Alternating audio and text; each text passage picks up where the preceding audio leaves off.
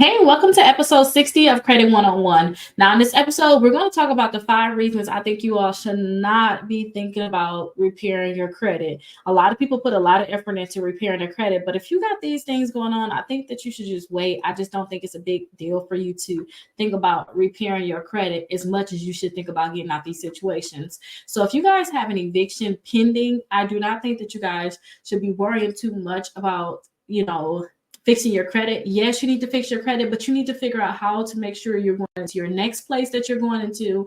And you need to just make sure that you guys are going to your court date so you guys don't get evicted. So it's a big thing. Yes, fixing your credit could help you, especially if you're trying to get into your next place. They may need to check your credit, but just make sure that you're just not going to get evicted during this full process.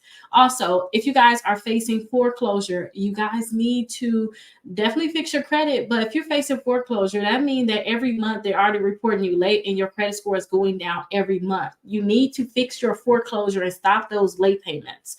And also, too, a recent got a foreclosure deleted. You can also think about just deleting your foreclosure, but at the same time, you need to try to figure that out so that you guys are not losing your homes. Another thing, if you guys are getting your home seized by the IRS, you need to handle that. Like, that's very, very important. So make sure you guys are handling that.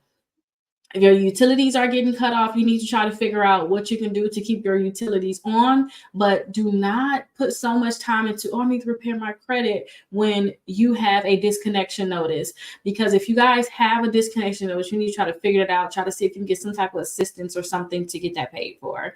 And then also, if you guys are having a car repossession, so if your car is getting repossessed, I suggest that you guys focus on making sure that you can stop that.